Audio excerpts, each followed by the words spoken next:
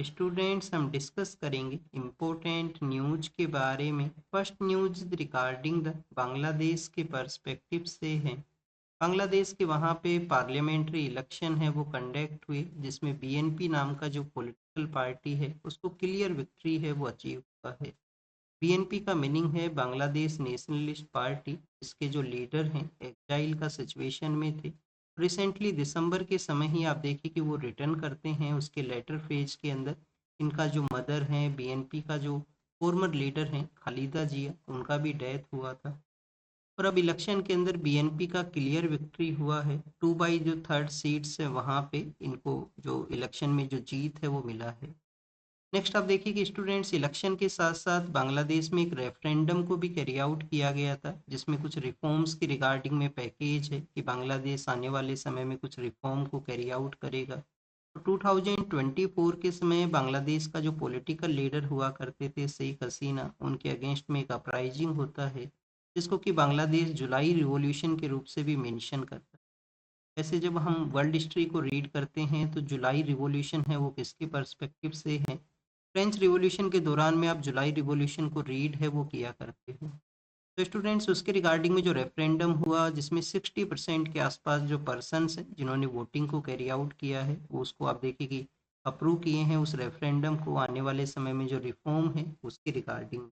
तो रिफॉर्म में बेसिकली यहाँ पे क्या बताया गया है कि क्या चेंजेज हैं वो किए जाएंगे कि बांग्लादेश के अंदर में जो भी पर्सन है जो प्राइम मिनिस्टर की पोस्ट को सिक्योर करेगा या प्राइम मिनिस्टर का पोस्ट के ऊपर रहेगा, तो आप देखिए कि उसको 2 टेन्योर का जो टाइम पीरियड है वो दिया गया है कि मैक्सिमम कोई भी इंडिविजुअल पर्सन है वो 10 ईयर के लिए यहाँ पे पीएम का जो पोस्ट है उसको सर्व कर सकता है। जैसे हम यूएस के रिगार्डिंग में रीड करते हैं कि यूएस के वहाँ पे कोई भी पर्सन है जो प्रेसिडेंट 2 टर्म्स के लिए ही अपॉइंट है वो हो सकता है, और वहाँ पे जो प्रेसिडेंट का जो टेन्योर है वो 4 ईयर का हुआ करता है। 4 ईयर का वहाँ पे टेन्योर आपको देखने को मिलेगा। सेकंड, अगर हम बात करें स्टूडेंट्स, यहाँ पे बांग्लादेश का जो जुडिशियल सिस्टम है उसको इंडिपेंडेंस वो प्रोवाइड किया जाए।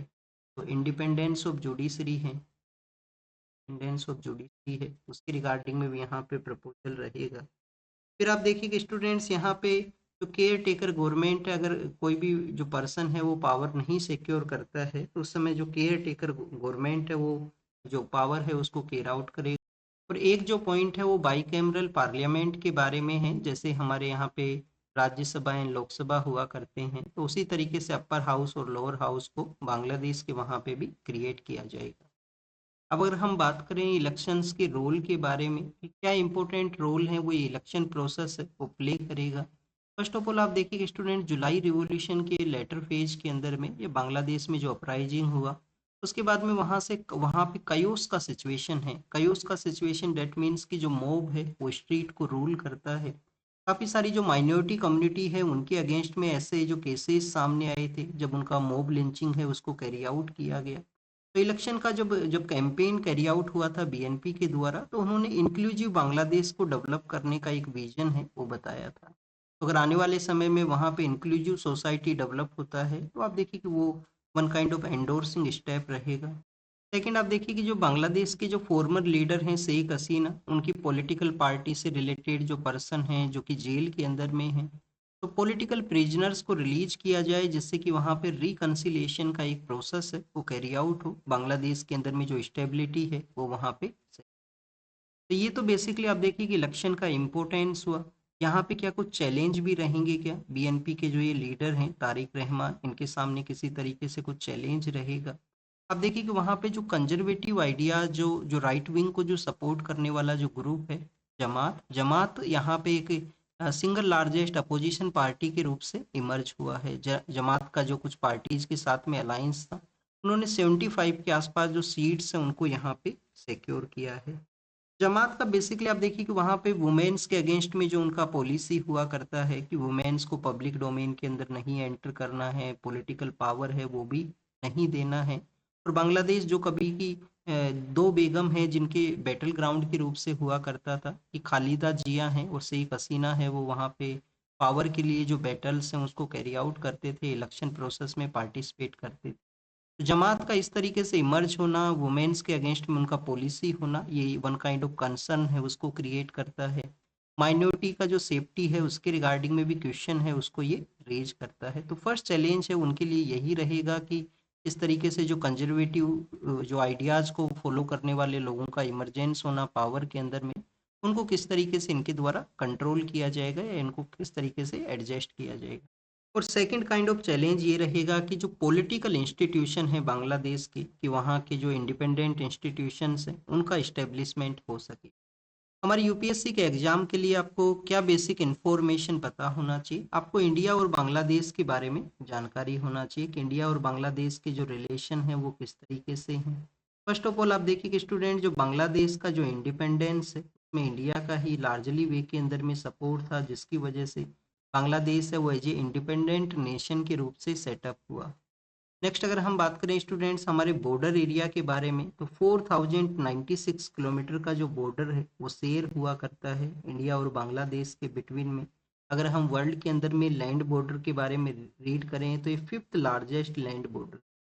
यूपीएससी ने आप देखिए कि रिसेंट ईयर्स के अंदर में एक क्वेश्चन पूछ लिया था, जो यूएस और बांग्लादेश का जो लैंड बॉर्डर है उसके बारे में कुछ कंट्रीज को मेंशन कर दिया गया था और उसमें पूछ लिया गया था किस कंट्री का जो लैंड बॉर्डर है वन ऑफ द लार्जेस्ट है। तो फर्स्ट नंबर के ऊपर यूएस और कनाडा का आया करता है, हमारा है वो फिफ्थ लार्जेस्ट है यहाँ पे। लेकिन आप देखिए कि ये तो बेसिकली आप देखिए कि लैंड बॉर्डर के बारे में हुआ। हमारे कौन कौन से स्टेट हैं जो यहाँ पे बॉर्डर हैं वो शेयर करते हैं? वेस्ट बंगाल है। वेस्ट बंगाल के बाद में हमारे नॉर्थ ईस्ट इंडिया के 3 स्टेट्स हैं, में आप देखिए कि आसाम है, मेघालय है। मेघालय जहाँ पे भी कोल माइनिंग का केस आया था, rat hole coal mining practice होती है वहाँ पे। त्रिपुरा है और मिजोरम है। एक इसी तरीके से कनेक्टिविटी एग्जिस्ट करता है इंडिया और बांग्लादेश के बिटवीन में। तो आप देखिए कि हमारे यहाँ तो लैंड बॉर्डर के थ्रू भी जो कनेक्टिविटी है वो एग्जिस्ट किया करता है। काफ़ी सारे ऐसे एरियाज हैं जहाँ पे बॉर्डर एरिया में बॉर्डर हाट का जो इस्टेब्लिशमेंट है वो हुआ करता था। बॉर्डर एरिया में बॉर्डर हाट है वो लगाया जाता था, वहाँ के लोकल लोग हैं अपना जो जो भी प्रोडक्ट उनके पास में है उसको सेल किया करते थे, मार्केट है वो ऑर्गेनाइज हुआ करता। लेकिन आप देखिए कि कनेक्टिविटी लैंड के थ्रू ही यहाँ पे नहीं है, इनलैंड जो वाटरवेज हैं, इनलैंड जो वाटरवेज हैं उनके थ्रू भी आपको कनेक्टिविटी है वो मिलेगा इंडिया और बांग्लादेश का। और काफ़ी सारे ऐसे प्रोजेक्ट्स हैं वो भी चलाए गए थे जो कनेक्टिविटी को बूस्ट करें। चाहे वो आप देखिए कि 1965 के समय तक जो रेलवे लाइन एग्जिस्ट किया करती थी, उन रेलवे लाइंस को रिवाइवल करना हो, उन रेलवे लाइंस को रिवाइवल करना हो, पोर्ट के थ्रू कनेक्टिविटी को सेटअप करना हो, चाहे वो चिटगांव पोर्ट का एरिया हो या मोंगला पोर्ट का एरिया हो, जिसके थ्रू कनेक्टिविटी है उसको सेटअप किया जाए। तो लैंड बॉर्डर शेयर होता है, कनेक्टिविटी है वो एग्जिस्ट करता है हमारा कंट्री के साथ में। आप देखिए कि लार्जली वे के अंदर में जो ट्रेड है वो भी कैरी आउट होता था बांग्लादेश के साथ में। और 2024 का ये जो अपराइजिंग है उसके बाद में जो रिलेशंस हैं वो डिक्लाइन हुए हैं। तो अब प्रेजेंट समय में कौन कौन से ऐसे चैलेंज हैं जो एग्जिस्ट करते हैं इंडिया बांग्लादेश के रिलेशन के अंदर में? एक तो आप देखिए कि पीपल टू पीपल कॉन्टैक्ट के अंदर में जो डिवाइड होना, जो यहाँ पे रिड्यूस होना, बांग्लादेश के एक आईपीएल के अंदर में प्लेयर का पार्टिसिपेशन के रिगार्डिंग में जिस तरीके से वॉइस को रेज किया गया, उनका पार्टिसिपेशन है वो नहीं हुआ उसके बाद में। और बाद में आप देखिए कि बांग्लादेश का जो क्रिकेट टीम है उन्होंने भी T20 वर्ल्ड कप है उससे पार्टिसिपेट है वो नहीं किया है। तो ये प्रेजेंट सिचुएशन को शो करता है कि पीपल टू पीपल जो कॉन्टैक्ट्स हैं, पीपल टू पीपल रिलेशंस हैं वो बेटर सिचुएशन में नहीं है। लेकिन आप देखिए कि बांग्लादेश ने कंटिन्यूस जो फॉर्मर लीडर हैं उनके एक्स्ट्राडिशन के बारे में मेंशन किया है कि उनका एक्स्ट्राडिशन है वो कैरी आउट किया जाए। इंडिया और बांग्लादेश के बिटवीन में एक्स्ट्राडिशन का जो ट्रीटी है वो एग्जिस्ट करता है। हम भी एक नॉर्थ ईस्टर्न इंडिया से जो एंटी इंडिया सेंटिमेंट रखने वाले एक पर्सन हैं उनको एक्स्ट्राडिट किए थे बांग्लादेश के वहाँ पे। बट इस एक्स्ट्राडिशन ट्रीटी के अंदर में एक क्लोज है, एक क्लोज वहाँ पे मेंशन किया गया है कि कोई भी पॉलिटिकल लेवल का अगर किसी पर्सन को लेके आना है अदर कंट्री के अंदर में है तो वहाँ पे डिनाई है वो किया जा सकता है, कि पॉलिटिकल लेवल के ऊपर में आप डिनाई कर सकते हो। शेख हसीना पॉलिटिकल लीडर हैं तो इंडिया यहाँ पे डिनाई है वो कर सकता है। फिर आप देखिए कि water sharing one kind of challenge है कि वाटर शेयरिंग को कैरी आउट किया जाए। तो वाटर शेयरिंग के अंदर में चाहे वो तीस्ता रिवर का एरिया हो, तीस्ता हमारे यहाँ पे कौन कौन से स्टेट से पास करता है? सिक्किम है और वेस्ट बंगाल है। सिक्किम और वेस्ट बंगाल से पास करता है। तीस्ता के अलावा गंगा के साथ में भी जो वाटर शेयरिंग है उसका भी यहाँ पे इश्यू है इंडिया और बांग्लादेश के रिलेशंस के अंदर में। और कनेक्टिविटी और ट्रांजिट के कुछ कुछ यहाँ पे जो इश्यूज हैं वो भी देखने के लिए मिले हैं, जैसे कि फेनी नाम का एक रिवर है जिसके ऊपर में सबरूम टाउन है, जहाँ पे एक ब्रिज है वो सेटअप था। उस ब्रिज के थ्रू जो कनेक्टिविटी है जिसको रोका गया था। रेलवे के अंदर में भी जो पैसेंजर रेलवे है उसका जो कनेक्टिविटी है वो फिर से स्टार्ट है, वो नहीं हुआ है। तो कनेक्टिविटी और ट्रांजिट के कुछ यहाँ पे इश्यूज हैं।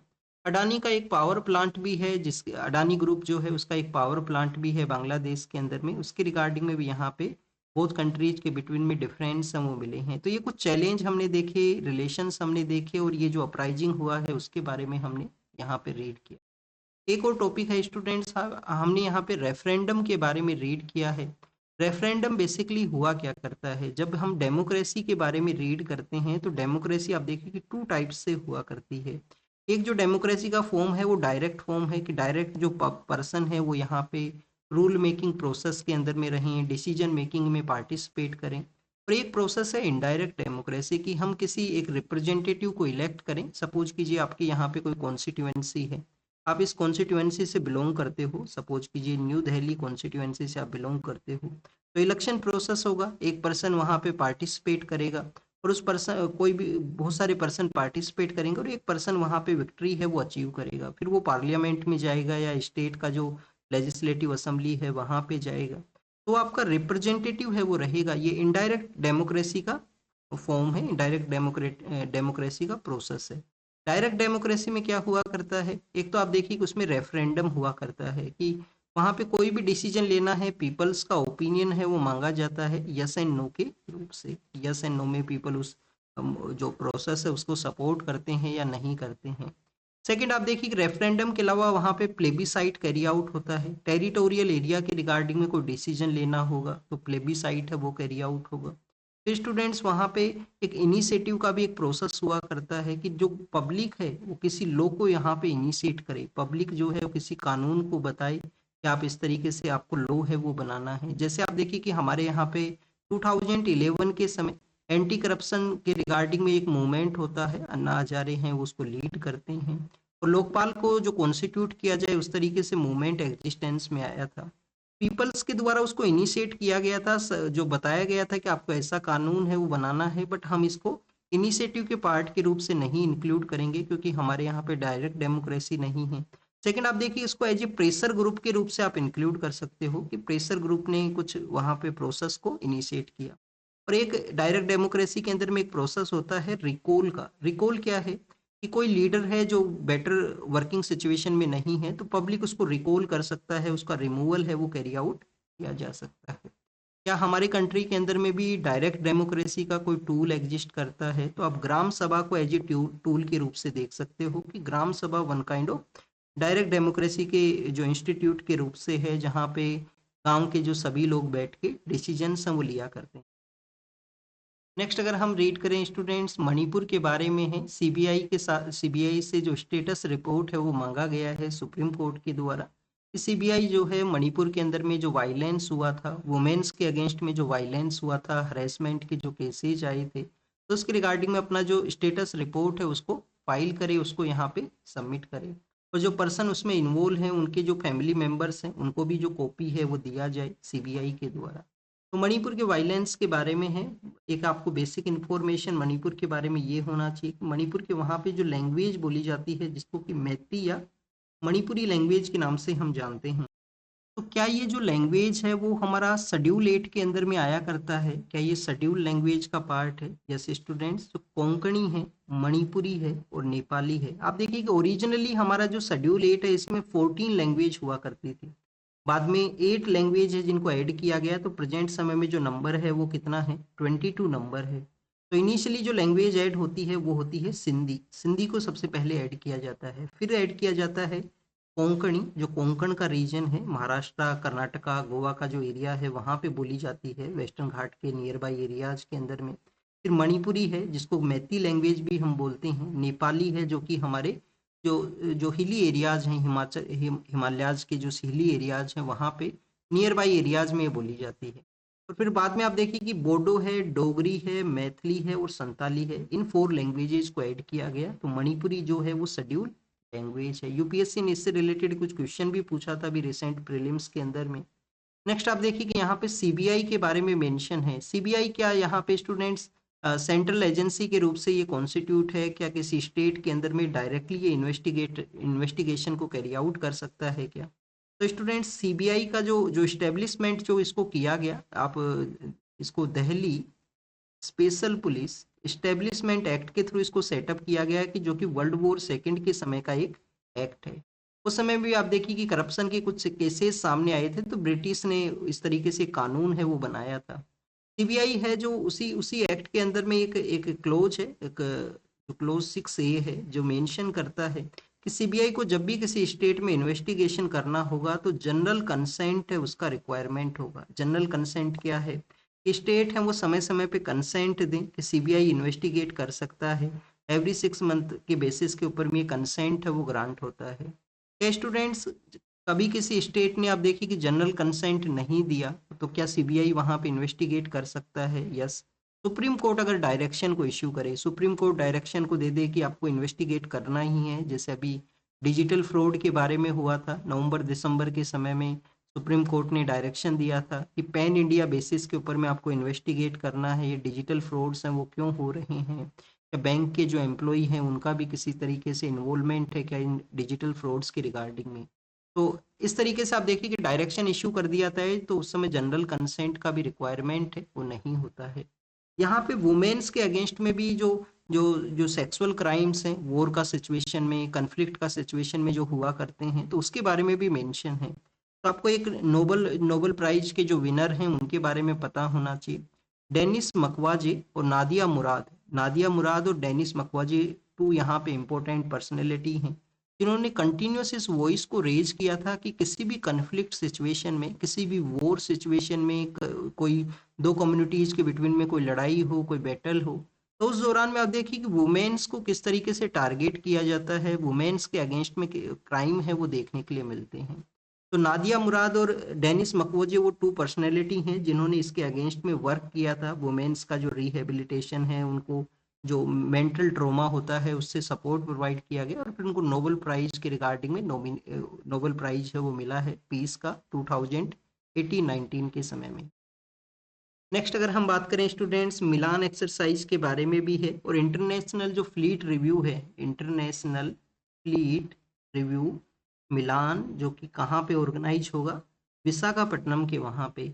थर्ड टाइम इंडिया के अंदर में जो ये जो इंटरनेशनल फ्लीट रिव्यू है वो कैरी आउट होगा, थर्ड टाइम। फर्स्ट टाइम आप देखिए कि 2001 में मुंबई के वहाँ पे हुआ था, मुंबई के वहाँ पे हुआ था 2001 में।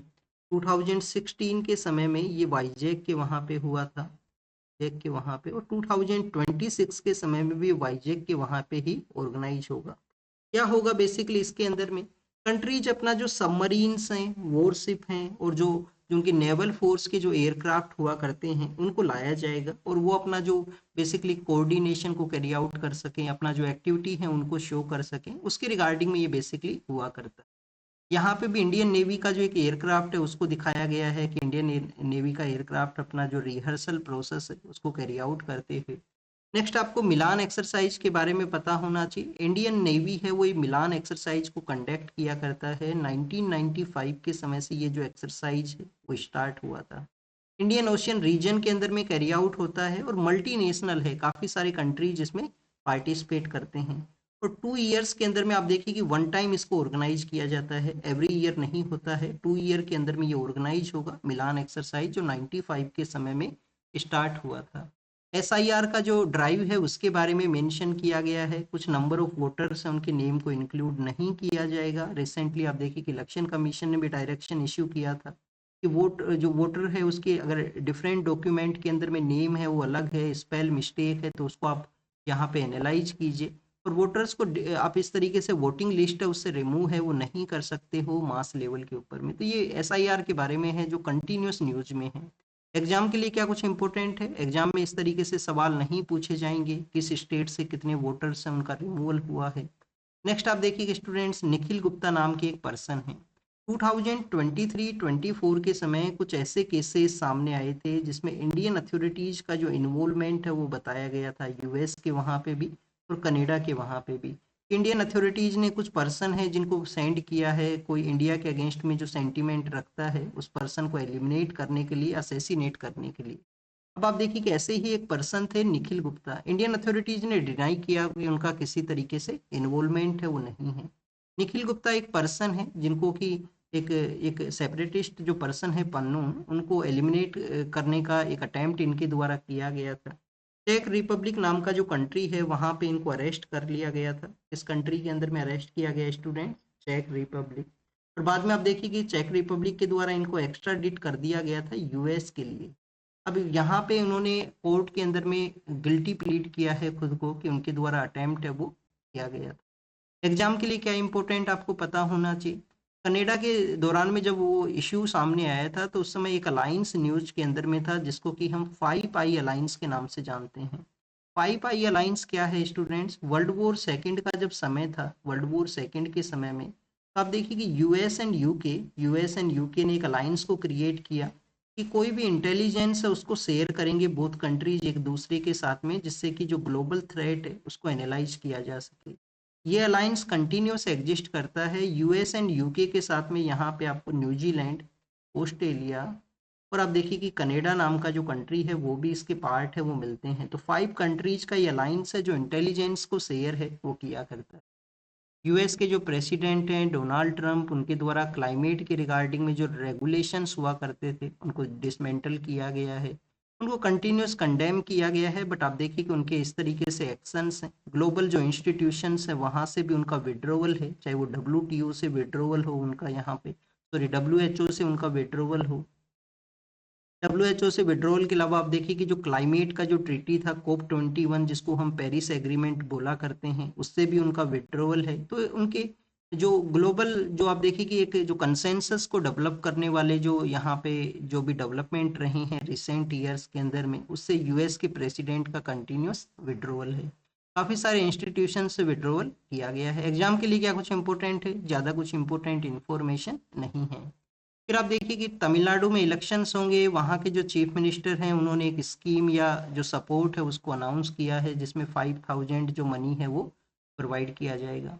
रिसेंटली आपने स्टेट इलेक्शंस के अंदर में एक थिंग है जिसको ऑब्जर्व किया होगा कि वहाँ पे वुमेन वोटर्स को आप देखिए कि अपना जो पार्टी है उसको वोट करने के लिए काफ़ी, हर एक पॉलिटिकल पार्टी है वो सपोर्ट प्रोवाइड करती है, फाइनेंशियली उनको सपोर्ट प्रोवाइड करती है। तो क्या ये जो फ्री बीज का जो कॉन्सेप्ट है, किस तरीके से उनको फ्री वे के अंदर में कुछ थिंग्स प्रोवाइड किया जाएगा, जो सपोर्ट दिया जाएगा, या कैश का जो सपोर्ट करना, क्या स्टूडेंट्स ये करप्ट प्रैक्टिस के अंदर में नहीं आया करता है? अब देखिए कि जो मॉडल कोड ऑफ कंडक्ट जब एग्जिस्टेंस में आता है और उसके बाद में अगर कोई कैश वहाँ पे प्रोवाइड होता है तो उसको तो बेसिकली करप्ट प्रैक्टिस के अंदर में कैलकुलेट करते हैं रिप्रेजेंटेशन ऑफ पीपल्स एक्ट का जो सेक्शन 123 है उसके अंडर में। अब आप देखिए कि यहाँ पे जो है अभी तो जो मॉडल कोड ऑफ कंडक्ट है वो एग्जिस्टेंस में नहीं आया है। सेकंड, अगर हम बात करें स्टूडेंट्स फ्री बीज को, तो आप देखिए कि नहीं इंक्लूड किया गया है करप्ट प्रैक्टिस के अंदर में। फ्री बीज के रिगार्डिंग में S Subramaniam Balaji versus state of Tamil Nadu का वो केस है 2013 के समय में, जब सुप्रीम कोर्ट ने ऑब्जर्व किया था कि जो फ्री बीज हैं वो नहीं पार्ट है, यहाँ पे इसका पार्ट नहीं है जो करप्ट प्रैक्टिस है उसका। नेक्स्ट अगर हम बात करें स्टूडेंट्स द्रुपद के बारे में है। द्रुपद के आप देखिए कि एक सिंगर हैं जिनको कि एक्नॉलेज करने के बारे में कोर्ट के द्वारा कहा गया, A R रहमान जो एक सिंगर हैं कि उनका आपने जो शिव स्तुति है उसको यूज किया है तो उनको सम काइंड ऑफ एक्नॉलेजमेंट है वो आपको देना चाहिए। एग्जाम के लिए आपको क्या पता होना चाहिए? एग्जाम के लिए आपको द्रुपद के बारे में पता होना चाहिए कि द्रुपद बेसिकली है क्या। यूपीएससी ने क्वेश्चन पूछा था आपसे इसके रिगार्डिंग में 2012 का जो पेपर है उसके अंदर में। ध्रुपद बेसिकली आप देखिए कि one kind of ancient style of Hindustani जो क्लासिकल म्यूजिक है, ancient style of Hindustani classical music है, ancient style of Hindustani. Two type of आप देखिए कि जो यहाँ पे म्यूजिक्स हुआ करते हैं, हिंदुस्तानी भी है, जो कार्नेटिक म्यूजिक भी हुआ करता है। तो हिंदुस्तानी स्टाइल ऑफ म्यूजिक है ये बेसिकली स्पिरिचुअल नेचर के अंदर में हुआ करता है। यहाँ पे किसी ना किसी लॉर्ड है जो भगवान है उनका स्तुति किया जाता है, तो स्पिरिचुअल नेचर के अंदर में आपको देखने के लिए मिलेगा। क्या एंशिएंट समय के अंदर में इसका मेंशन मिलता है? तो आप देखिए कि म्यूजिक के रिगार्डिंग में हमारा सोम वेदा है, सोमवेदा के अंदर में आपको जो म्यूजिक का जो मेंशन मिलता है तो वहां पे भी इसके बारे में बताया गया है। संस्कृत और ब्रिज भाषा को इसके अंदर में यूज किया जाता है। संस्कृत और जो ब्रिज भाषा है उसका इसके अंदर में आपको यूज मिलेगा।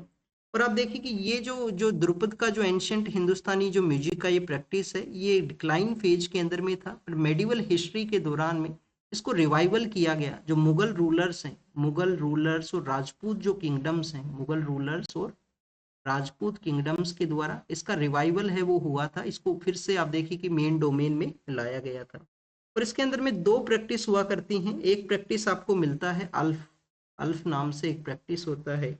और एक आप देखिए कि बंदिश नाम से एक जो जो इसी जो ध्रुपद का जो सिंगिंग प्रोसेस है उसके अंदर में, तो अल्फ के अंदर में जो संस्कृत है उसको यूज किया जाता है, संस्कृत का यूज होता है। यूपीएससी ने ये टर्म पूछा था कि अल्फ के अंदर में संस्कृत का यूज है या नहीं है, इनके द्वारा रिवाइवल किया गया, ये स्टेटमेंट एक आपसे मेंशन किया गया था। और आप देखिए कि जैसे ही ख्याल का जो प्रोसेस है वो इंक्रीज होता है म्यूजिकल के अंदर में, और ध्रुपद का जो डिक्लाइन है वो आपको मिलता है। तो ये बेसिकली आर्ट एंड कल्चर का टॉपिक था। नेक्स्ट आप देखिए कि नेशनल एंथम के बारे में मेंशन है। स्टेट का जो सॉन्ग है, नेशनल एंथम है, उनको बजाया जाता है कहाँ पे? कर्नाटका का जो प्रिजन एरिया है वहाँ पे। प्रिजन बेसिकली है क्या स्टूडेंट्स? प्रिजन आप देखिए कि स्टेट डोमेन का जो सब्जेक्ट है उसके अंदर में हम इसको कैलकुलेट करते हैं। हमारा जो नेशनल एंथम है वो क्या है? जनगण मन है। जनगण मन जो कि रविंद्रनाथ टैगोर साहब के द्वारा उसको लिखा गया है। और कब नेशनल एंथम को एज ए जो जनगण मन है उसको नेशनल एंथम जो अडॉप्ट किया गया कॉन्स्टिट्यूशन असेंबली ने, 24 जनवरी का वो समय है 1950 के दौरान में जब इसको अडॉप्ट है वो किया गया था। यूपीएससी ने इसके रिगार्डिंग में क्वेश्चन है जो 2021 का जो प्रीलिम्स था उसके अंदर में पूछा था कि नेशनल एंथम का जो जो उसका जो राइटिंग है वो कहाँ पे आप देखिए कि रविंद्रनाथ टैगोर साहब ने उसको कन्वर्ट किया बंगाली से, जो अदर लैंग्वेज है उसके अंदर। क्योंकि उस दौरान में द हिंदू न्यूज़पेपर के अंदर में वो पब्लिश हुआ था, द हिंदू न्यूज़पेपर में वो जो मेंशन है वो किया गया। नया जो सीपीआई का जो सीरीज आया है कंज्यूमर प्राइस इंडेक्स का, तो आप देखिए उस सीरीज के बारे में मेंशन है।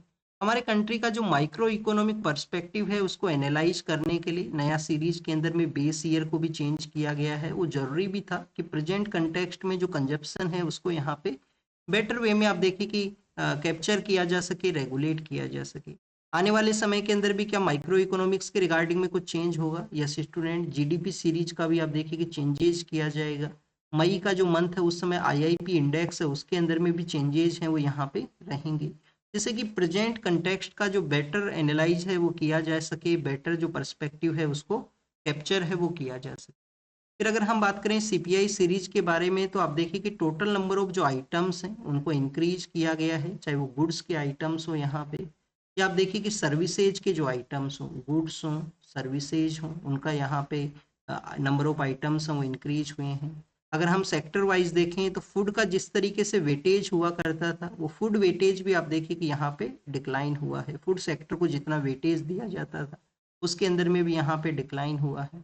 ओवरऑल बेनिफिट क्या है? ओवरऑल बेनिफिट है कि प्रेजेंट कंटेक्स्ट का थिंग्स को ऑब्जर्व करने के लिए नया बेस ईयर को जो यहाँ पे चेंज किया गया 2024, जो पहले 2012 था।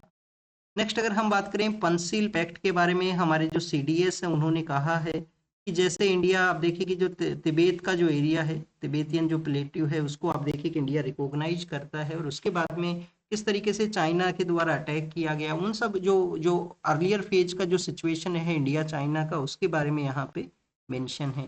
सीडीएस बेसिकली क्या है? सीडीएस आप देखिए कि चीफ ऑफ डिफेंस स्टाफ का जो पोस्ट हुआ करती है। हमारे यहाँ पे जब कारगिल वॉर का सिचुएशन हुआ था तो उसके बाद में के सुब्रमण्यम कमेटी बनता है, के सुब्रमण्य कमेटी बनता है, उनके द्वारा रिकमेंड किया गया एक सिंगल पॉइंट एडवाइजर होना चाहिए गवर्नमेंट को, जो किसी भी क्रिटिकल सिचुएशन में एडवाइस करे कि गवर्नमेंट को क्या एक्शन है वो लेना है। क्योंकि हमारे यहाँ पे जो सिविल गवर्नमेंट है वो हाईएस्ट अथॉरिटी है उनके पास में, जो मिलिट्री के जो डिसीजंस हैं वो सिविल गवर्नमेंट के द्वारा लिए जाते हैं। इंटरनेट जिसको कि बैन किया गया था कहाँ पे? मणिपुर के वहाँ पे, जिसको अब फिर से रिस्टोर किया गया है, फिर से वहाँ पे पीस का इस्टेब्लिशमेंट हुआ है।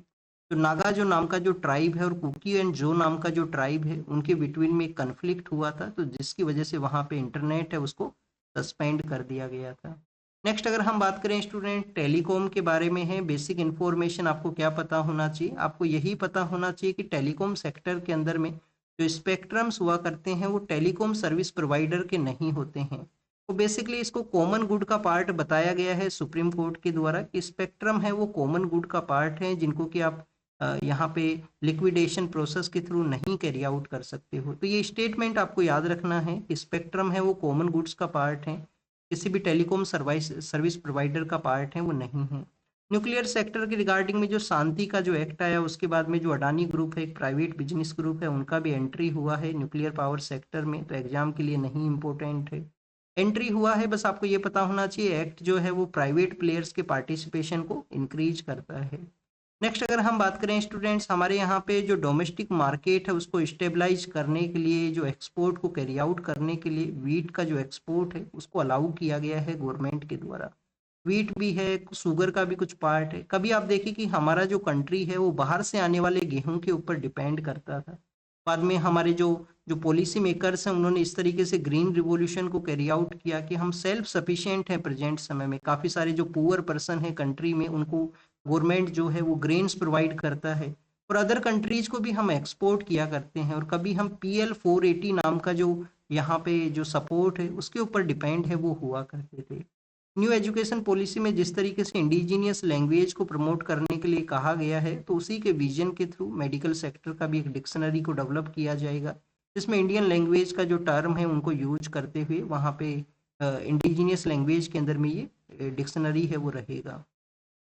DGCA के द्वारा एयर इंडिया नाम का जो एयरलाइन है उसके ऊपर में आप देखिए कि फाइन है वो लगाया गया है। तो एग्जाम के लिए क्या पता होना चाहिए कि जो DGCA जो रेगुलेटरी है वो फाइन भी इम्पोज कर सकता है। अब फाइन यहाँ पे क्यों लगाया गया है? फाइन इस वजह से लगाया गया है कि एयरबस जो कि एयरक्राफ्ट जो हुआ करते हैं उसका मैन्युफैक्चरिंग कंपनी है, एक एयरबस है, अदर मैन्युफैक्चरिंग कंपनी है जिसको कि हम बोइंग के नाम से जानते हैं। तो एयरबस का आप देखिए कि एक प्लेन था, नियो प्लेन है, जिसको यूज किया गया। जो सर्टिफिकेट्स हैं जो वो एयर के रिगार्डिंग में कुछ सर्टिफिकेट्स का रिक्वायरमेंट था जो इनके द्वारा नहीं कैरी आउट किए गए और उसका यूज है वो कर लिया गया। तो जो DGCA सिर्फ रेगुलेट नहीं करता, फाइन भी इम्पोज है वो किया करता है, लाइसेंस भी इश्यू किया कर सकता है। UPSC ऐसे क्वेश्चन आपसे पूछ सकता है। और एयरक्राफ्ट में कोई एक्सीडेंट हो तो उसको इन्वेस्टिगेशन कौन करता है? एयरक्राफ्ट एक्सीडेंट इन्वेस्टिगेशन ब्यूरो, जो कि एक सेपरेट एजेंसी क्रिएट हुआ था 2011 के समय में, क्योंकि इंटरनेशनल सिविल एविएशन ने कहा था, सिविल एविएशन ऑर्गेनाइजेशन ने, कि एक सेपरेट एजेंसी होना चाहिए एक्सीडेंट्स को इन्वेस्टिगेट करने के लिए। फिर लीड बैंक का जो स्कीम है, 2012 का जो प्रीलिम्स का पेपर है उसमें UPSC ने एक क्वेश्चन पूछा था कि लीड बैंक स्कीम जो कि हमारा RBI के अंडर में आया करता है, कि लीड बैंक स्कीम का जो अल्टीमेट मोटिव है वो क्या है? अल्टीमेट मोटिव ये था कि आप देखिए कि हमारे जो बैंकिंग सेक्टर है जब इनिशियली इंडिपेंडेंस के बाद में आप देखिए एग्जिस्टेंस में आया, तो 1969 के समय एक कमेटी कॉन्स्टिट्यूट होती है और उस कमेटी के द्वारा रिकमेंड किया गया कि एवरी जो बैंकिंग सेक्टर है, चाहे वो पब्लिक बैंक हो या प्राइवेट बैंक हो, उसको डिस्ट्रिक्ट एरिया के अंदर में जो मेन एक्टिविटीज है उसमें पार्टिसिपेट करना होगा। जो इंटेंसिव डेवलपमेंट है उसके अंदर में अपना एक रोल प्ले करना होगा। तो एक लीड बैंक स्कीम लाया गया 1969 में कि उसमें जो जो बैंक्स हैं वो अपना रोल प्ले करेंगे डिस्ट्रिक्ट एरिया के डेवलपमेंट के अंदर में। तो स्टूडेंट्स अब उसके रिगार्डिंग में कुछ सर्कुलर्स जारी किए गए हैं, कुछ गाइडलाइंस को रिवाइज है वो किया गया है। हमारे जो कॉमर्स सेक्रेटरी हैं WTO के जो चीफ हैं वर्ल्ड ट्रेड ऑर्गेनाइजेशन के, उनके साथ में मिले हैं। WTO का आप देखिए कि आने वाले समय के अंदर में एक जो मिनिस्टेरियल जो कॉन्फ्रेंस हुआ करता है वो ऑर्गेनाइज होगा। कहाँ पे ऑर्गेनाइज होगा स्टूडेंट्स? कैमरून के अंदर में ऑर्गेनाइज होगा WTO का जो यहाँ जो बेसिकली आप देखिए कि मिनिस्टेरियल। कैमरून है वो कहाँ पे सिचुएटेड है? जब आप वेस्टर्न पार्ट ऑफ अफ्रीका को जब आप रीड करते हो, सपोज कीजिए गल्फ ऑफ गिनिया है और यहाँ पे जो है वो नाइजीरिया सिचुएटेड है, तो नाइजीरिया का जो सदर्न पार्ट है यहाँ पे आपको कैमरून है वो मिलेगा। यहाँ पे जो कैमरून है वो स्टेब्लिश है। कैमरून के बारे में UPSC ने क्वेश्चन पूछा था 2023 या 24 के समय में कि यहाँ पे जो कोंगो बेसिन है, कोंगो बेसिन के अंदर में आप देखिए कि बेसिकली कौन सा कंट्री है। कुछ कंट्रीज आपको मेंशन कर दिए गए। एक कंट्री आपको दे दिया गया नाइजीरिया, कि नाइजीरिया कोंगो बेसिन का पार्ट है, तो नाइजीरिया कोंगो बेसिन का पार्ट नहीं है। एक आपको कंट्री मेंशन कर दिया गया साउथ सूडान, तो साउथ सूडान भी उसका पार्ट नहीं है। एक आपको दे दिया गया था युगांडा, वो भी नहीं था, और कैमरून उसका राइट आंसर था। काफी सारे कंट्री हैं जो कि कोंगो बेसिन के पार्ट के रूप से एग्जिस्ट करते हैं, जहां पे कैमरून में मीटिंग होगा डब्ल्यूटीओ का। डब्ल्यूटीओ कब एग्जिस्टेंस में आया? आप देखिए कि डब्ल्यूटीओ के एग्जिस्टेंस में आने से पहले हमारे यहाँ पे general agreement on tariff and trade के रूप से एक ऑर्गेनाइजेशन हुआ करता था। General agreement on tariff and trade के रूप से, जिसको जीएटीटी के नाम से हम जानते हैं। ये जो ऑर्गेनाइजेशन है, इसको इसी का जो अपग्रेडेड या सुपरसीड के रूप से हम डब्ल्यूटीओ को देखा करते हैं। बाद में आप देखिए कि उरुग्वे राउंड ऑफ कॉन्फ्रेंस हुआ करता है। Uruguay round of conference organize होता है। उसके बाद में आपको एक ट्रीटी मिलता है। ट्रीटी का नाम है मर्राकेश ट्रीटी। मैराकेश ट्रीटी है। और उसके थ्रू 95 में 94 का ये ट्रीटी है। 95 के समय में डब्ल्यूटीओ जो इस्टेब्लिश होता है। हेडक्वार्टर कहाँ पे है डब्ल्यूटीओ का? या जिनेवा के अंदर में इसका हेडक्वार्टर है? तो यस स्टूडेंट, जिनेवा के अंदर में इसका हेडक्वार्टर है, वो सिचुएटेड है। नेक्स्ट अगर हम बात करें स्टूडेंट्स, यहाँ पे जो न्यूज मेंशन है वर्ल्ड के पर्सपेक्टिव से, वो है हार्वर्ड यूनिवर्सिटी के बारे में। कि हार्वर्ड यूनिवर्सिटी के रिगार्डिंग में यूएस एडमिनिस्ट्रेशन ने कुछ डिसीजंस लिए हैं एडमिशन के रिगार्डिंग में। इन्वेस्टिगेट है वो किया जाएगा। तो आप वहाँ का जो एडमिनिस्ट्रेशन है और यूनिवर्सिटी के बीच में कुछ डिफरेंसेज हैं जो कंटिन्यूस न्यूज के अंदर में है। पैलेस्टाइन जो एक्शन ग्रुप है जिनके द्वारा प्रोटेस्ट किए गए थे यूके में और उसको बैन कर दिया गया था, वो कोर्ट को अप्रोच करते हैं और फ्रीडम ऑफ स्पीच एक्सप्रेशन के थ्रू उनको प्रोटेस्ट के लिए कहा गया है। फिर आप देखिए कि ईरान के बारे में है कि जनवरी के समय जो प्रोटेस्ट हुआ उसको इन्वेस्टिगेट किया जाएगा, तो एक कमीशन वहाँ पे कॉन्स्टिट्यूट हुआ है। और वेस्ट एशिया के बारे में एक और न्यूज़ है कि वेस्ट एशिया के रिगार्डिंग में आप देखिए कि यूएस ने अपना एक और फ्लीट है उसको डिप्लॉय किया है वेस्ट एशिया के अंदर में। तो ईरान के प्रोटेस्ट के बारे में यहाँ पे मेंशन है, जो कि वहाँ पे इन्फ्लेशन रेट के अगेंस्ट में हुए थे, क्योंकि इन्फ्लेशन रेट है वो काफ़ी ज़्यादा हाई है, वो चला गया था। साउथ सूडान के बाद में सेकंड हाईएस्ट नंबर पे उनका इन्फ्लेशन था। और स्टूडेंट, ताइवान का यूएस के साथ में एक डील हुआ है जिसमें ताइवान ने एग्री किया है कि जो टैरिफ वो इम्पोज करते थे उसको वो रिड्यूस करेंगे। टैरिफ को उनके द्वारा रिड्यूस है वो किया जाएगा यूएस से आने वाले प्रोडक्ट हैं उसके रिगार्डिंग में। स्टूडेंट्स, लेबर कोड का जो पॉजिटिव है वो यहाँ पे बताया गया है कि लेबर कोड है वो किस तरीके से हमारे यहाँ पे जो लेबर सेक्टर है उसको भी सपोर्ट करेगा। वेज को आप देखिए कि रीडिफाइन करता है, कैसे वर्कर्स को ये एम्पावर करता है। तो लेबर कोड के कुछ पॉजिटिव पॉइंट्स हैं वो यहाँ पे बताए गए हैं, जो ऑलरेडी हम काफ़ी बार रीड कर चुके हैं। फिर से एक बार कुछ पॉइंट्स को रिवाइज करते हैं। तो फर्स्ट ऑफ ऑल आप देखिए कि वेज का जो डेफिनेशन जो यहाँ पे चेंज हुआ है, वेज का जो डेफिनेशन है वो चेंजेस हुआ है, तो उसके बारे में यहाँ पे मेंशन है कि कैसे जो वेज का जो डेफिनेशन है वो जो एम्प्लॉयर हैं उनके द्वारा लेस वेज को पे किया जाता था, वो लेस वेज है वो नहीं देखने के लिए मिलेगा। सोशल सिक्योरिटी के अंदर में जो कंट्रीब्यूशन है वो इंक्रीज होगा कि आने वाले समय में कोई इमरजेंसी सिचुएशन हो उसमें सोशल सिक्योरिटी का जो कंट्रीब्यूशन है वो सपोर्ट प्रोवाइड करे वर्कर को। तो इस तरीके से बेसिकली स्टूडेंट्स आप देखिए कि वेज का जो कंडीशंस उनको चेंज किया गया है। माइक्रो इकोनॉमिक इम्पैक्ट भी इसका बताया गया है कि जो फाइनेंशियल इंक्लूजन है उसको ये सपोर्ट प्रोवाइड करेगा। ये जो कोड्स यहाँ पे आए हैं, और सोशल सिक्योरिटी जिसमें गिग प्लेटफॉर्म्स को यूज किया गया, अनऑर्गेनाइज वर्कर्स हैं उनको जो इंक्लूड किया गया है। थर्ड जो पॉइंट है कि ये जो कोड है वो क्यों जरूरी थे? जरूरी इस वजह से थे कि जो लेबर लॉज हमारे कंट्री में एग्जिस्ट किया करते थे वो आउटडेटेड है, वो हो चुके थे। तो प्रेजेंट कंटेक्स्ट को देखते हुए नए कानूनों का जरूरत था जिनको कोडिफाई कर दिया गया है 4 कोड्स के थ्रू में। तो this is all the information related to the today's newspaper. आप इसको रीड कीजिए, रिवाइज कीजिए, जो भी इंफॉर्मेशन आपको मिला है उसको नोट डाउन कीजिए। Thank you students, thank you very much.